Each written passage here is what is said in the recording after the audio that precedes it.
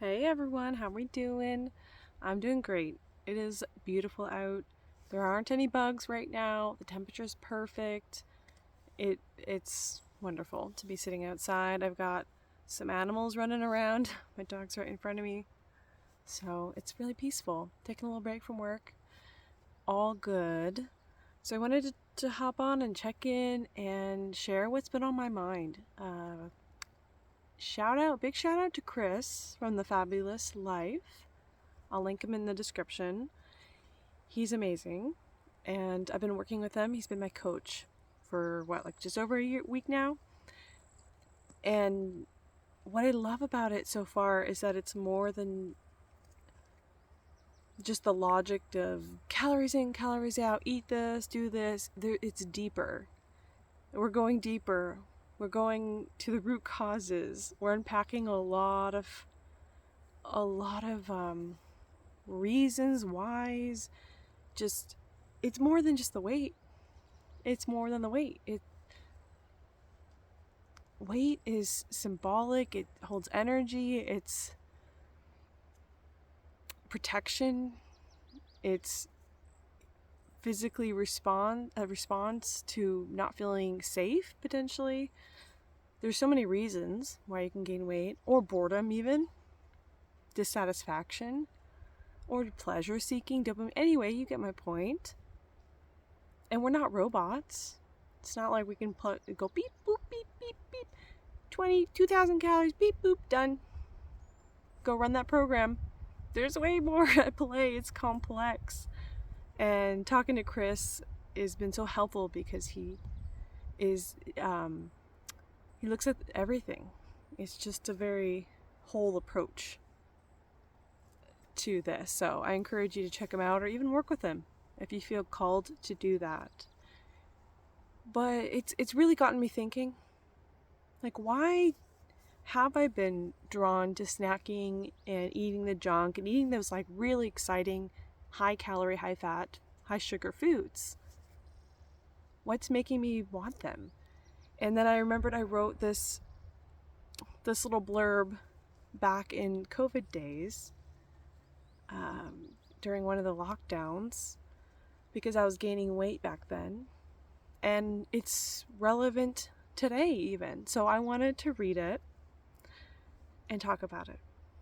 All right. So at this time when I wrote this, I was in Portland, Oregon, living in the city.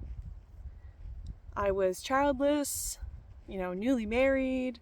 We were having a lot of fun, wining and dining and going out to the restaurants and drinking, just enjoying life.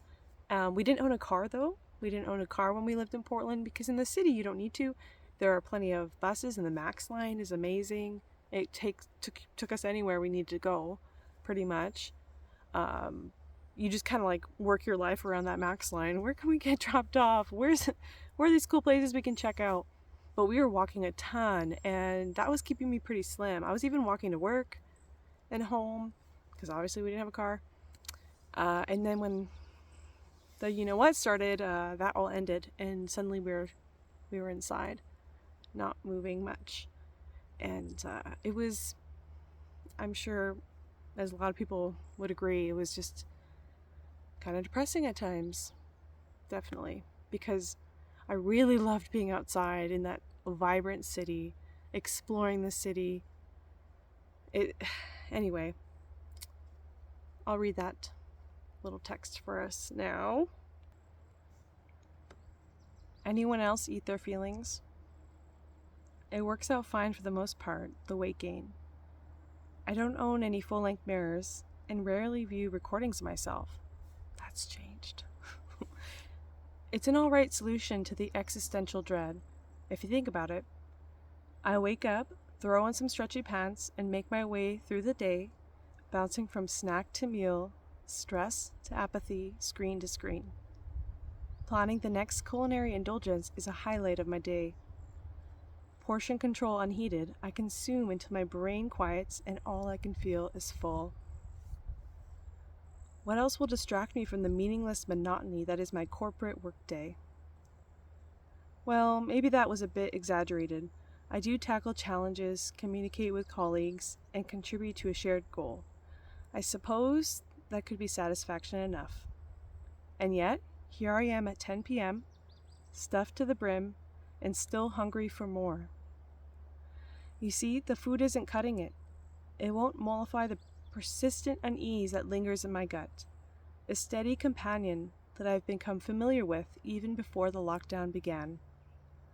I turn to the virtual world and find scrolling through endless feeds of different varieties, photos, texts, and videos, is nothing but a costly distraction, leaving me feeling more drained after each hit. Knowing this, that the solution does not lie in consumption of the physical or virtual nature, I still continue this cycle. Hours turn to days, days to weeks, and weeks to months. My sense of feeling trapped thickens, and so does my waistline. I begin to wonder, do I rely on the outer world to be my mirror? To keep me in line? To maintain certain standards? Is there a bigger purpose to putting on pants and walking out that door? I balk at the implication. No, this is not my discipline faltering without daily exposure to society. This is an illusion being revealed now that the distraction is gone. The program has stopped repeating, and here I'm left in the quiet space that is my home, overcome with the discovery that it was empty all along. Shallow, surface level, robotic, I had bought into this existence. I can appreciate the effect of a busy routine or a bowl of pasta to effectively, temporarily provide a sense of completeness and comfort. Although I must say the routine does a better job. I discovered that I'm unable to eat my way into manufactured complacency. After an attempt to do just that, I can no longer ignore the persistent ache in my heart, the craving for fulfillment. Now exposed, it must be addressed. That's right. Questions arise. What am I here to do?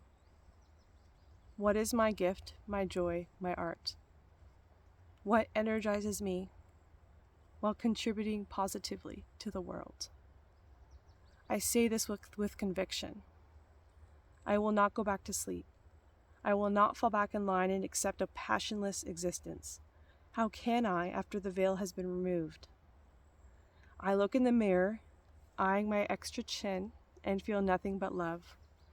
It is evidence of my determination to seek a better feeling, to care for myself emotionally, to persist until I was ready for the truth. Here I stand at a turning point, ready to seek a purpose that brings lasting satisfaction when consumed. The next steps are unclear at present, but my resolve to light a new path burns bright. I still feel the same today. That was years ago, and I could have written that today. Because I am still stuck in corporate monotony. I have a beautiful life here. I have so much to be grateful for.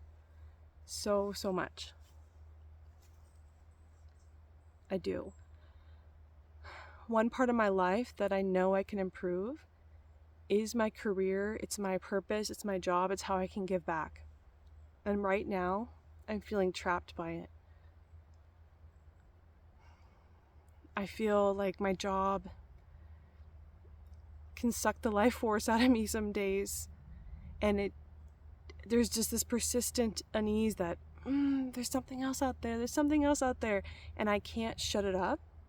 I can't quiet it down. What I can do is try to quiet it with lots of caffeine and food. And sometimes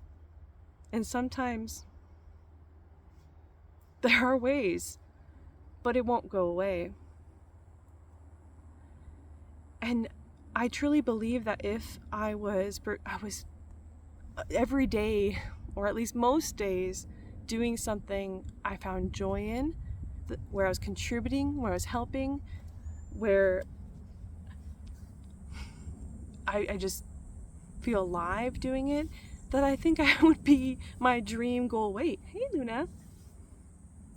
Because how can you not when you're vibrating with that fulfillment, that level of fulfillment and joy and energy that you get from doing what is aligned for you?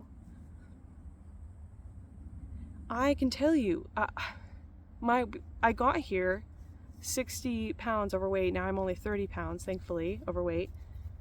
By sitting in front of my computer, stressed, like I could feel the anxiety coursing through me because of deadlines, people pinging me, people needing things, just demands, and also just, anyway. And then having a big bowl of chocolate or nuts or some kind of chips or processed packaged something had to be, delicious and packaged, and just doing this and just eating, click, eating, mindlessly eating, because it would give me these micro dopamine hits and allow me to get through the day.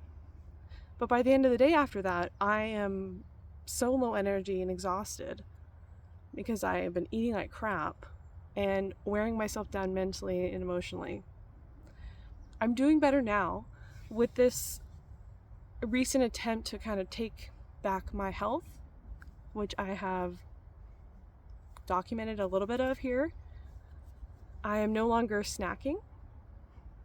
I am still kind of hooked on the caffeine because it makes me feel more productive. And I am now in a state of procrastination where right now I have a lot of things to do and a lot of people expecting work from me, and I haven't done it. So I don't know what my plan is right now, but I really feel like it's coming to an end. I've got to make a shift. But to what? I don't know. But as I wrote all those years ago, the weight that I have gained is just a sign of me protecting myself, loving myself. I was trying to feel good. And that's because I care and love about myself. I love myself. Anyway, that's what's going on right now in my head, and I'm going to actively explore a new path for myself. And it's scary because I don't know what it looks like. It's so scary. You have to trust so much. Trust in, I guess if you believe in God, the universe, source. Trust in yourself. Yeah. Well, I think that's it for today. Thank you for listening. Subscribe for more. It won't all be about food anymore, because it isn't all about food. Bye.